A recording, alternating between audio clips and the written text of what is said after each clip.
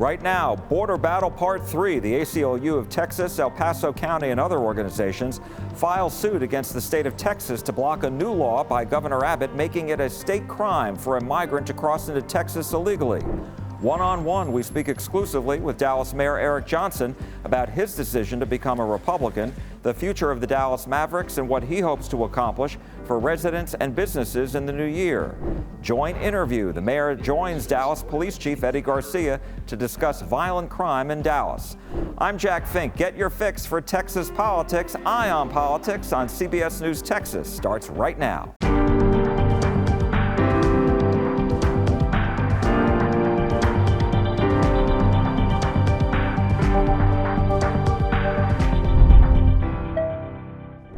Hello and welcome. We begin with a new legal battle over border security in Texas. The ACLU of Texas has filed a lawsuit against the state on behalf of civil rights organizations and El Paso County in an effort to block a new law signed by Governor Greg Abbott Monday. That law, SB 4, makes it a state crime for a migrant to cross into Texas illegally. It starts out as a Class B misdemeanor, and a state judge can prosecute the case. Critics, including the ACLU of Texas, say the law will cause jail overcrowding, lead to profiling, and is unconstitutional because federal courts have previously ruled only the federal government has jurisdiction over immigration. At a bill signing ceremony Monday afternoon in Brownsville, the governor said the state's policies have already led to one major change recently. More migrants are crossing into Arizona than Texas. And the governor predicted there will be a dramatic drop in the number of illegal border crossings here. We expect a dramatic drop, well over 50%, maybe 75% of the people coming across the border illegally will stop entering through the state of Texas. They are intended to scare us and to divide us, and they will have real meaningful consequences to our families, to individuals that we love. And so we will sue to stop it, to prevent those harms from happening. Law enforcement officers are split on the new law. Ken Molestina spoke with two sheriffs whose counties are along the border. Kinney County Sheriff Brad Coe has been sounding alarms now for several years on what he calls an invasion of our southern border. In his rural county between Eagle Pass and Del Rio, illegal border crossings continue to set records. Barring any legal halt to SB 4, he says he's on board. Yes, on March 4th, the first day that we can actually do this, I will instruct the deputies to apprehend it, and we'll charge everybody that we catch in smuggling endeavors with the illegal entry. Kinney County only has 6 full-time deputies plus the sheriff, and currently can only hold 3 prisoners at a time in their jail. Can you all handle this kind of operation, or is this just more work for a sheriff's office that's already inundated with a lot of work? Well, it's going to be more work, but I think part of this is a deterrent. Once they know they're going to be arrested and placed in jail and serve some time, we're hoping to push this elsewhere or stop it altogether. While Sheriff Coe applauds the new law, a large divide exists between other border sheriffs and police chiefs who are split on the idea of enforcing immigration law. In far west Texas, the El Paso County Sheriff's Office says they won't be focusing on it. We will not prioritize these calls. We will not seek federal funding or state funding to target and participate in task forces that will enforce this specific law. Commander Ryan Urrutia says there are concerns over giving local law enforcement the power to enforce this kind of law. Really, local law enforcement does not have the expertise to enforce this law. We don't have the databases. We don't have the knowledge to enforce immigration law nor the training. Local law enforcement has never been placed in this situation before, not just here, but across the border. Even Sheriff Coe agrees there are logistical challenges to enforcing the new law, like prosecutions and jail space. We've got a couple of months to figure out exactly how we're going to do it, what kind of paperwork we're going to need, and how soon we can get things moved as to see how it's going to work. I'm Ken Molestina, CBS News Texas. The legal challenge over Senate Bill 4 marks the third recent federal lawsuit between Texas and the Biden administration. A 3-judge panel at the U.S. Fifth Circuit Court of Appeals has ordered Border Patrol agents to stop cutting razor wire put in place by Texas authorities to keep migrants from crossing the border. This reversed a lower court ruling. Earlier in the month, a different 3-judge panel at the same Fifth Circuit Court of Appeals ruled against Texas and ordered state authorities to remove the buoy barrier they placed in the Rio Grande. The state has now asked all of the judges at the Fifth Circuit Court of Appeals to review that case. This week, Governor Abbott announced the state is starting to fly migrants to the city of Chicago. That first flight took place Tuesday from El Paso with 120 people on board. The governor's press secretary said the migrants signed a voluntary consent waiver to take the flight. When it comes to this new state law, SB 4, a UT Texas Politics Project poll released this week found 56% of Texans surveyed support making it a state crime for a migrant to enter Texas illegally. Another bill signed into law by the governor, SB 3, providing $1.5 billion for expanding the state's border wall, is supported by 61% of Texans. The survey also asked about a variety of education issues. 82% support additional funding for public school safety. 81% back giving public school teachers a raise. 68% give a thumbs up to increasing per-student funding for public schools. And 54% say they favor establishing a voucher, taxpayer-financed education savings account, or school choice program. Even with that, none of the legislation in the fourth special session that addressed these issues passed.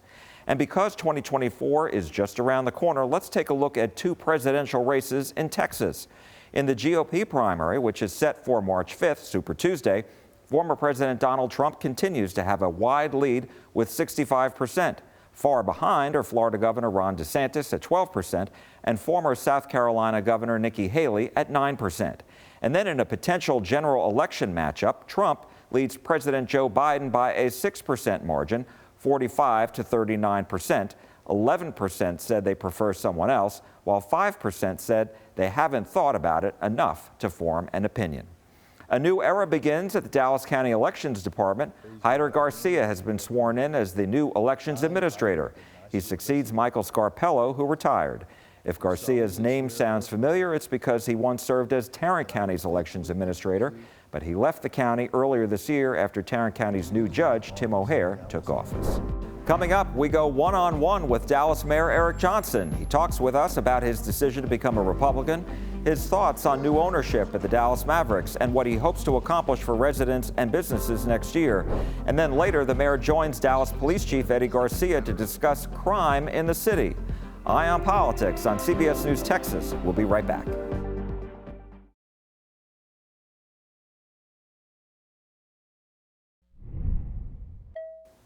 Welcome back. Dallas Mayor Eric Johnson made national headlines this year and around the state when he announced he was switching from the Democratic Party to the Republican Party.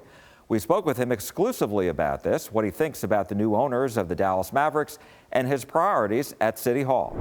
I thought about it a while, but I think, what made me really get serious and start to focus like, hey, let me do some real soul searching and a little inventory about where I am today, probably came in the wake of the whole George Floyd killing and then the defund the police movement and the protests that came out of that and people showing up at my house. And I just started to see where the left actually is and where the Democratic Party actually is and where progressives actually are on issues of safety. And I had to be honest with myself, and I had to do some inventory. And I realized that, I became a Democrat at 18 when I voted for the first time. I turned 48 this year. And, 30 years is a long time. And I'm not the same guy 30 years later that I was when I voted for the first time at 18. And the person I am today is a person who has a family. I'm a person who is in a different role and I have a different responsibility. I lead a city. I'm responsible for people's safety. And I made the decision that I wanted to be a part of the political party that I believe takes safety the most seriously and for whom that is a very important issue. And the Democratic Party, in my opinion, and there are some good Democrats, I will say that. And I don't mean to disparage any of my former political allies, but the reality is I felt very, very much isolated and on an island as a Democrat when it came to matters of public safety. My natural brothers and sisters on that issue in particular were Republicans. And that's who I heard from constantly during that time when we were dealing with rising violent crime in the city. And that's who I worked most closely with on these issues. That's who shared my sort of commitment and passion to doing something about it. And it became very clear to me that I was in the wrong party. timing-wise, you did it in September, months after you were reelected by obviously a very wide margin. Talk to me about the timing of your decision, and again, why did you make the decision to run an op-ed in the Wall Street Journal? Yeah, so the question of the timing is funny. I think I think maybe that's rooted in people inherently believing that every politician is being calculating and thinking about what they're running for next, or how to set up something next. For me, it actually is a lot simpler than that. My first race, 2019's mayor race, how much did I lean into being a Democrat in that race? How much did I ever talk about being a Democrat in that race? How much did I rely on Democratic endorsement to win that race? I'll tell you, I'll answer my own question. I didn't at all. I didn't run as a Democrat. I ran as a problem solver who had experience and who got along well with people on both sides of the aisle. In fact, I touted endorsements from people as far to the right as Congressman Gooden and people who support Donald Trump, to people as far left as Congresswoman Johnson, as long as we're talking about Congress people and Senator. I mean, I had the full range of people, and I didn't shy away from any of those endorsements. I did not run a campaign the way anyone would run it if they were trying to actually just take advantage of the Democratic registration advantage in the city of Dallas. I took money from people who are avowed, known public Republicans and didn't shy away from it, didn't hide it, didn't try to play it down. I ran as exactly what I was, Eric Johnson, who wants to solve problems here at the local level. And I won that race by 12 points.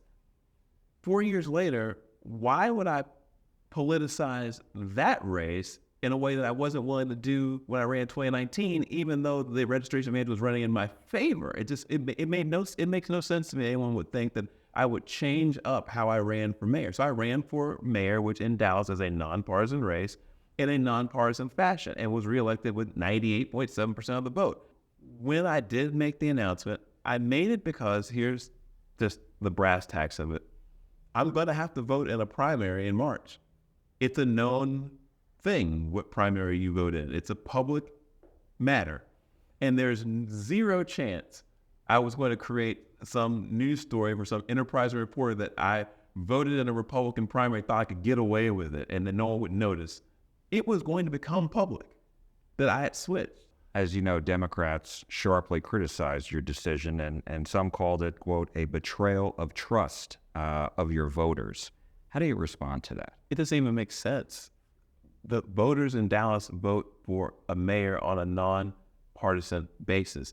And I would argue that very specifically in my case, I ran the first time in 2019 based on my ideas and what I would do as mayor, because I was not the mayor and there wasn't an incumbent mayor. It was an open seat. I don't understand even the concept, but I suppose if I'm thinking in terms of a party organization, when you have a high-profile member of a party leave, you have to say something. And I suppose there's something they came up with was he betrayed the voters. It's factually, it's on its face ridiculous, actually, and it's factually unsupportable. But I guess you have to say something. I guess that they chose to say. As you know, Mark Cuban is selling majority stake in the Dallas Mavericks. How concerned are you that the Mavericks could leave Dallas, given the fact that the team the Sands Corporation, Miriam Adelson, has purchased property in Irving at the old Texas Stadium site? Well, I would hope not. I think Mark Cuban has actually flat out said he would never do it, and I take him at his word. I mean, I think he's an honorable guy, and I hope that he would keep his word on that. They are the Dallas Mavericks, and I would hope that he would stay in Dallas. But as you know, I mean, there are teams that have Dallas in the name that don't play in the city of Dallas. Wish they did, but they don't. Well, I ask We hope he doesn't join them. Well, I ask because you formed a committee, a council committee, specifically on the issue of retaining teams. Yep. So I ask in that context. Yes, absolutely. And it's a great question, and that's why the committee was formed, to have some foresight.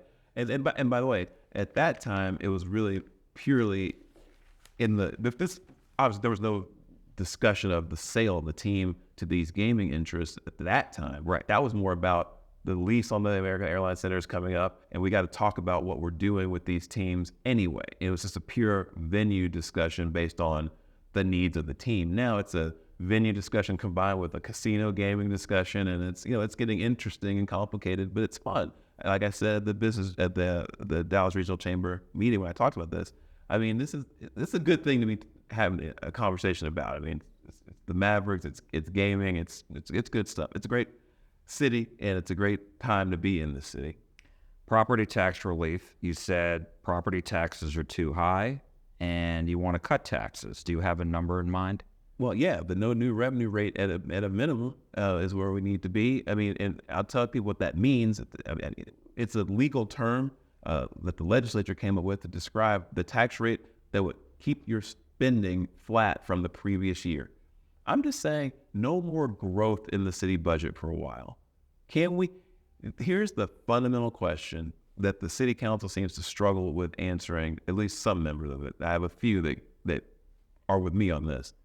Is it not possible that we could run the city of Dallas government next year on the same amount of money that we ran it on last year, or even less possibly? Are we really seriously suggesting that somehow magically the amount of money that we are spending is exactly how much we should be spending? Or it could be that we're spending more than we should because we haven't found inefficiencies or we haven't gotten rid of programs that don't work. To me, I've been around that building enough to know that I'm being somewhat facetious and pretend like I don't know the answer. The answer is there is significant inefficiency and significant numbers of things that we do that, frankly, somebody else could do better and at a lower cost and more efficiently, and we should let them do it. Like, let's not crowd out every nonprofit and for-profit entity in the city that would like to be doing some of these things, but won't because we're doing it. And coming up next, Dallas Police Chief Eddie Garcia joins the mayor to discuss the drop in violent crime in the city, but one category, murders, are up. We discuss when Eye on Politics on CBS News Texas comes right back.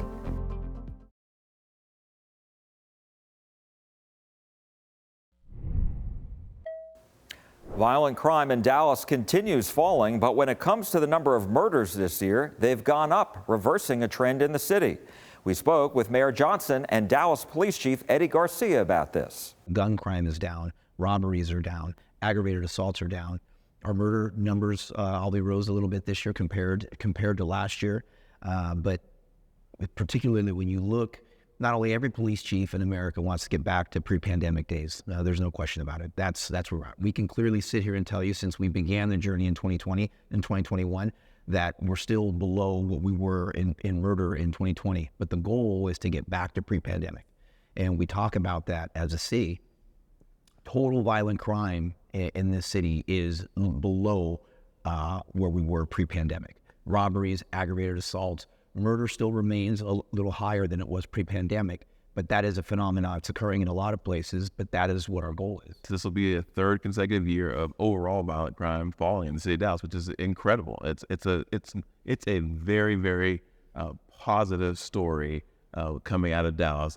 Yet again, we've lowered essentially all the subgroups of violent crime except for homicide went up this year over last year. Now homicides have been falling for the past 2 years, so it's getting harder to outdo the previous year's success, and we're not happy about that. And we're talking right now about everything we can possibly do, and there's a lot I think that we need some of our partners to do.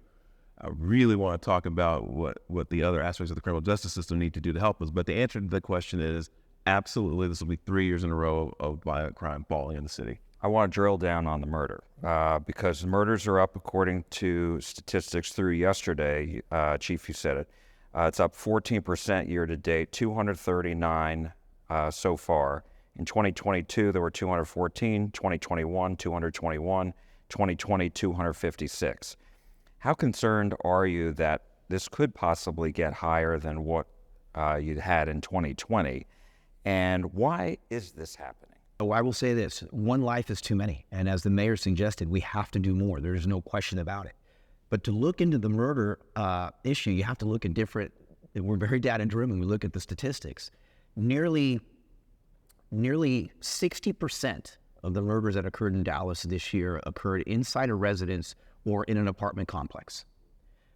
Nearly 50% of the individuals knew who the murder suspect, who knew the assailant. There's another 30% where we don't know one way or the other, but surely some of those would be. So clearly over half of the murders, it was known. Another dynamic, and this is where we need assistance for our community and other individuals as part of the system, not just our system, the community. 70% of our murder victims were involved either in criminal activity or other high-risk behavior. 70%. And so when you couple that together and you look at the fact that practically a little over just a third of our murders actually occurred out in open areas, is something that if we were occurring them more out in open areas, those would be areas of concern. But one life is too many. There is no question about it. So let me ask you, as you said it before, that you need other members of the criminal justice system. You said it in your State of the City speech as well. And so talk to me a little bit about judges, DAs, and because I look at the example just earlier this month, I think Byron Carrillo is accused of murdering his ex-girlfriend, their child together, and her family members. And he had a history, if I'm not mistaken, of family violence. And so it raises the question, is the DA's office, are the judges letting these folks out? And how that scenario, those victims, are they a large percentage of what you're seeing as far as murders? Are a lot of the murders family violence? And can more be done on that part to prevent that? If I can go first on this one, because I feel very passionately about this. Look, I believe in being very straightforward with the public about any problems that we're having in the city and who I actually believe is responsible. And I have never shied away when I believe that we have a responsibility that we're not fulfilling as a city. I believe that Chief Garcia and the Dallas Police Department, since he's arrived and with their violent crime plan, has done an amazing job of reducing violent crime. And they are doing everything that you would want a police department to do. They're achieving lower violent crime rates with fewer arrests. They're reducing gun crime. They're reducing aggravated assaults. It's a great track record. They are doing their job. They are arresting the bad guys. Who am I talking about when I say the bad guys? I'm talking about the dangerous criminals. I'm not talking about over-policing anybody. I'm not getting to the debate about these other types of crimes. I'm talking about the ones that we are talking about and classifying as violent crime. Our guys and the men and women of the police department arrest people who are very dangerous, and they our police department encounters these same people back on the streets within days. I mean, the reality of it is that the system is not holding violent criminals accountable to the extent that we need them to keep the city safe. On the final end, as far as sentencing, or keeping them from getting back out after they've been arrested? In the intermediate stage, there's no question. And again, putting my Major City Chiefs hat on, it's not just a phenomenon here in Dallas. It's occurring nationwide. We have areas in the city of Dallas where people risk their lives to give us information. And I know you know this, and every police officer here knows this. For them to give us information to only see that individual back on the street in days or weeks erodes the confidence that they have in the system and does not build it. And, I would love to have conversations with judges. Again, at the end of the day, they answer to the residents of Dallas County. That's who they answer to. But what I would love more is for judges to come with me into my communities that are hurting, that are impacted by violent crime, and let them hear them, so that the next time they decide to let a violent criminal back out, that they know who they're putting at risk. So what needs to be done on the state level? What would you like to see? And Mary, you were a former state rep, so you tell me, what needs to be done? I've said it before very simply. Ankle monitors do not work on violent criminals. They do not have the deterrent effect that they have on violent criminals, and we see it. And again, the murder rises to things that we see all the time, but it's a myriad of other crimes and things that occur. Ankle monitors do not work on violent criminals. I would like to see a place where if you are a violent criminal, that is not an option. Where is the uproar where an individual, under all the circumstances, not to go over the story again, under all the circumstances, put on ankle monitor, living next door to the victims who he's on ankle monitor for, and then murders them? But why isn't there uproar about that? I don't understand it, because I know if the roles were reversed, police departments are always, it seems to be, the only part of the criminal justice system where accountability is demanded. Jack, And that has to change. your question was, what can the state do? I mean, here's my initial response to that. The state already gave us prosecutors and judges. In a court proceeding, I'm not a criminal lawyer, but look, I mean, I passed the bar exam. There's a criminal section of the bar exam, and I've seen a courtroom before. Somebody's making a decision to make a request that someone be released with that form of supervision. Someone's either contesting that request or not, or going along with it, and some judge has to say, okay. I mean, what more do we need the state to do? There's a judge in the courtroom, there's a prosecutor in the courtroom, there's a criminal defense attorney in the courtroom. Between all those entities, somebody has to get it right and say, that person doesn't get out with an ankle monitor. That person's too dangerous to release back into the community pending trial or whatever. That's all for Eye on Politics this week. Thank you so much for joining us. I'm Jack Fink. Have a very Merry Christmas. You're watching CBS News Texas.